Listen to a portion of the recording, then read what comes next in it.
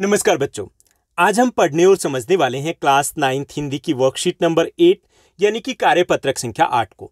ये हमारी 23 जुलाई 2021 की वर्कशीट रहेगी। आज की वर्कशीट भी काफ़ी आसान इजी रहने वाली है, जिसमें हम एक बार फिर से अपठित पद्यांश का अभ्यास करेंगे।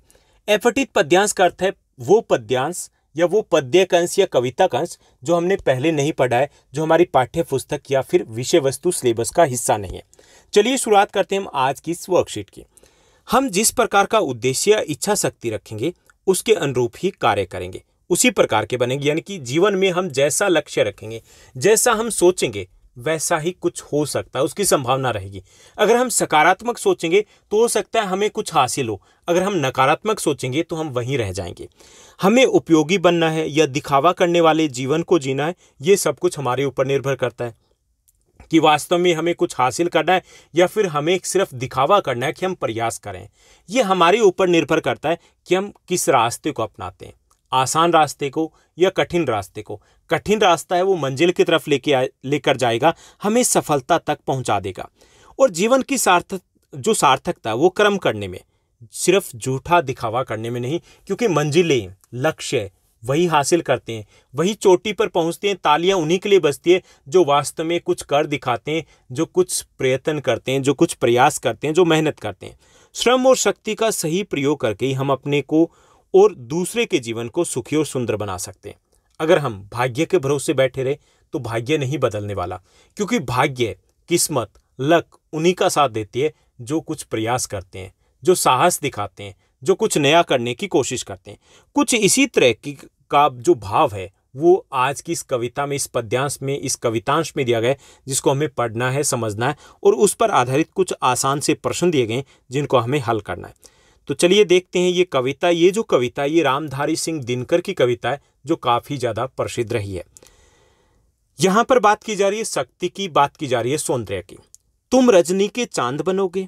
यहां पे कवि पूछ रहा है तुम रजनी के चांद बनोगे या दिन के मार्तंड प्रखर, कि आप क्या बनना चाहोगे। रजनी के चांद, रजनी मतलब रात की चांद जो बेहद खूबसूरत लगता है, जो ठंडा होता है, शीतल होता है, या फिर दिन के मार्तंड प्रखंड, मार्तंड मतलब सूरज, या फिर आप दिन के सूरज बनोगे जो तीखा होता है, जो गर्मी देता है, जो झुलसा देता है। बताओ क्या बनना है तुम्हें। तुम्हें अच्छा दिखना है या तुम्हें मेहनती दिखना है। तुम्हें आराम पसंद है या फिर तुम्हें मेहनत पसंद है। बताओ क्या बनना है। तुम्हें रजनी का चांद बनना है या फिर दिन के मार्तंड प्रखर या सूरज बनना है जो गर्मी देगा, जो हमें मेहनत का प्रतीक लगता है। एक बात पूछनी है मुझे, एक बात है मुझे पूछनी, फूल बनोगे या पत्थर बनोगे। कोमल बनना है या पत्थर बनना है। आपको साधारण बनना है या फिर शक्तिशाली बनना है। बलशाली बनना है या फिर कमजोर बनना है। बताओ क्या बनोगे आप। तेल फुलेल करीम कंघी से नकली रूप सजाओगे या असली सौंदर्य लहू का आनंद पर चमकाओगे। तेल, फुलेल का अर्थ होता है फूलों का तेल। क्रीम या कंघी से क्या अपना रूप जो श्रृंगार करोगे, खुद को सजाओगे, यानी कि सुंदर दिखने का दिखावा करोगे, या फिर मेहनत के बल पर खुद के सौंदर्य को चमकाओगे। किससे? लहू से, मेहनत से। वो जो चमक होती है, मेहनत की जो चमक होती है, वो एक अलग ही चमक होती है। तो बताओ क्या बनना है तुम्हें। सौंदर्य चाहिए या शक्ति चाहिए, मेहनत करनी है या फिर आलस करना है, आगे जाना है या फिर पीछे रहना है। बताओ तुम्हें फूल बनना है या फिर पत्थर बनना है। पुष्प दे बलवान भुजाएं, रूखा चेहरा लाल मगर, यह लोगे या लोगे पिचके गाल संवारी मांग सुघर। कि ये बताओ आपको क्या चाहिए। पुष्ट दे यानी कि आपको स्वस्थ दे चाहिए, बलवान भुजाएं चाहिए, भुजाओं में बल चाहिए, रूखा चेहरा होगा, लाल मगर यानी कि जो चेहरा होगा वो रूखा होगा लेकिन वो लाल होगा, क्योंकि मेहनत जब हम करते हैं, धूप में कड़ी मेहनत करते हैं तो चेहरा लाल हो जाता है, रूखा हो जाता है, लेकिन वो स्वस्थ होता है। भुजाओं में बल होता है। क्या वो बनोगे, वो चाहिए आपको, या फिर लोगे पिचके गाल संवारी मांग सुघर, या फिर आप पिचके हुए गाल या फिर अपने बालों को सजा करके रखोगे। आपको क्या चाहिए। सौंदर्य चाहिए या शक्ति चाहिए, सफलता चाहिए या असफलता चाहिए। बताओ क्या लोगे आप। जीवन का वन नहीं सजा जाता कागज के फूलों से, अच्छा है पाट दो इसे जीवित बलवान बबूलों से। कि जो जीवन का वन है, जीवन में अगर हमें सफलता चाहिए तो उसमें बनावटी जो दिखावा है उसकी कोई जगह नहीं होती। जीवन का वन नहीं सजा जाता कागज के फूलों से। जीवन के वन में अगर हम कागज के फूल दिखावा करेंगे, बनावटी जीवन जिएंगे, लंबे समय तक नहीं रहेगा। उनसे महक नहीं आ सकती, उनसे खुशियां नहीं मिल सकती, उनसे सफलता नहीं मिल सकती। उससे तो बेहतर है कि वहां पर जीवित बलवान बबूल मिल जाए, कांटेदार कठिनाइयों का सामना कर लें, हम बाधाओं का सामना कर लें, क्योंकि वो वास्तव में जीवित है, कुछ हद तक हमें खुशियां देंगे। चाहे जितना घाट सजाओ लेकिन पानी मरा हुआ कभी नहीं होगा निर्झर सा, स्वस्थ और गति भरा हुआ। कि चाहे हम कितना ही घाट को सजा लें, लेकिन जो पानी रुका होता है तालाब में, झील में, वो जो पानी है जो एक ही जगह रुका हुआ है, तालाब में अटका है, झील में रुका हुआ है, वो जो पानी जिसको हम मरा हुआ पानी कह सकते हैं, वो कभी भी झरने का जो स्वस्थ और गति करता हुआ पानी है, उस पानी जैसा नहीं हो सकता। यहाँ पर इस कविता के माध्यम से संदेश देने का कोशिश किया गया, ये कोशिश की गई है कि अगर हम मेहनत करते हैं, अगर हम प्रयास करते हैं, तभी जीवन में खुशियाँ मिल सकती है, तभी जीवन में सफलता मिल सकती है। अन्यथा हम जीवन में कहीं ना कहीं पीछे रह जाएंगे, हम एक भ्रम में रहेंगे कि हम आगे बढ़ रहे हैं, लेकिन वास्तव में हम पीछे जा रहे होंगे। तो ये हमने कविता का अंश पढ़ा, इसको समझा, अब हम इस पर आधारित कुछ प्रश्नों को हल करेंगे।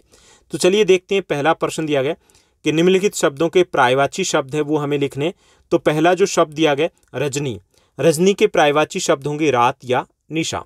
मार्तंड, मार्तंड मतलब सूर्य या प्रभाकर। आनंद, आनंद का अर्थ होता है मुख या चेहरा। लहू का अर्थ होता है खून या फिर रक्त। तो ये हो गए पर्यायवाची शब्द, जो हमें 4 शब्द दिए गए। उसके बाद दूसरा जो प्रश्न दिया गया, दूसरा हमारा प्रश्न दिया गया, निर्भय और सुघर शब्दों से उपसर्ग और मूल शब्द को हमें अलग अलग करना है। ओके, उपसर्ग क्या होता है? जो शब्द के शुरुआत में, प्रारंभ में लेकर के उस शब्द को एक नया अर्थ देता है। तो निर्भय में निर उपसर्ग का प्रयोग किया गया और भय क्या है? मूल शब्द है। सुघर में सु ये उपसर्ग है और घर क्या है? ये यहाँ पर मूल शब्द है। ओके, उसके बाद तीसरा प्रश्न है, कवि कौन सी बात पूछ रहा है? कवि पूछना चाहता है कि आप सुंदर बनोगे या फिर शक्तिशाली, व्यवहारिक बनोगे या फिर बनावटी। यानी कि पूछना चाहते हैं कि सुंदर बनोगे या फिर शक्तिशाली, यानी कि आप व्यवहारिक बनना चाहते हो या फिर बनावटी जो दिखावा करता है वैसा बनना चाहते हो। ओके, उसके बाद चौथा जो प्रश्न दिया गया, चौथा प्रश्न दिया गया, नकली रूप सजाने और संवारने के लिए लोग क्या क्या करते हैं? तो नकली रूप को सजाने और संवारने के लिए लोग तेल, फुलेल, क्रीम, कंघी इत्यादि का इस्तेमाल करते हैं। फुलेल का अर्थ होता है फूलों का तेल। उसके बाद पांचवां प्रश्न दिया गया, पांचवां प्रश्न दिया गया कि निम्न पंक्तियों का भाव स्पष्ट करना है। ओके, जीवन का वन नहीं सजा जाता कागज के फूलों से, जीवन का वन नहीं सजा जाता कागज के फूलों से, अच्छा है पाठ दो इसे जीवित बलवान बबूलों से। तो इन पंक्तियों का भाव यह है कि जीवन की सार्थकता कर्म करने में, न कि सिर्फ झूठा दिखावा करने में। कागज के फूलों से बबूल ज्यादा बेहतर है, आलस करने से, एक ही जगह भ्रम में रहने से बेहतर है हम कठिनाइयों का सामना करें, समस्याओं का सामना करना पड़े, समस्याओं का सामना करें, बाधाओं का सामना करें, ताकि हम कभी ना कभी तो मंजिल पे पहुंचेंगे। ओके, तो इसलिए कहा गया कि जो दिखावा है उससे बेहतर है हम प्रयास करें, बाधाओं का सामना करें, कठिनाइयों का सामना करें। उसके बाद छठा प्रश्न दिया गया जो कि एक एक्टिविटी है, इसमें दिया गया कुछ करिए इसी तरह की कोई अन्य, कुछ करिए में दिया गया किसी तरह की कोई अन्य कविता रिकॉर्ड करके अपने क्लास के व्हाट्सएप ग्रुप में आपको भेजनी है। तो आप अगर भेजना चाहें तो कुछ पंक्तियां मैंने लिखी है। ऐसे सो जाऊं कि सपनों में खो जाऊं, ऐसे सो जाऊं कि सपनों में खो जाऊं, बचपन की गलियों में खो जाऊं, वो बेर मीठे तोड़ लाऊं, सूख गया जो तालाब उसमें फिर से तैर आऊं, माँ की लोरी फिर से सुनाऊं, भूल जाऊं जिंदगी का ये ताना बाना, माँ की लोरी फिर से सुनाऊं। तो ये कुछ पंक्तियां मैंने लिखी है जो आप रिकॉर्ड करके अपने व्हाट्सएप क्लास के व्हाट्सएप ग्रुप में सेंड कर सकते हो। तो ये थी हमारी आज की बेहद आसान वर्कशीट। उम्मीद करता हूँ सब कुछ अच्छे समझ में आया होगा। अगर आपको ये वीडियो, ये वर्कशीट अच्छी लगी तो इस वीडियो को लाइक और शेयर करना मत भूलिएगा। और हाँ, एक और बात, आप हमारा टेलीग्राम का चैनल ज्वाइन कर सकते हो, क्योंकि वर्कशीट वीडियोज़ की नोटिफिकेशन आपको नहीं मिल पाते हैं। कैसे नहीं मिल पाते हैं? क्योंकि बहुत सारी वीडियोज़ एक साथ पब्लिश करता हूँ मैं। विद इन 2 डेज़ आपकी जो 20-25 वीडियो है मुझे पब्लिश करनी होती है ट्यूसडे तक। ओके, तो नोटिफिकेशन कैसे मिलेगा? टेलीग्राम के चैनल को ज्वाइन कीजिए, वहां पर वीडियो जैसे ही पब्लिश होती है आपके साथ शेयर कर दी जाती है। ओके, तो इससे आपको नोटिफिकेशन मिल पाएगा, आप टाइमली अपनी नोटबुक में इन वर्कशीट को कर पाओगे। आज के लिए बस इतना ही। Thank you, bye bye, have a nice day. मिलते हैं नेक्स्ट वीडियो में।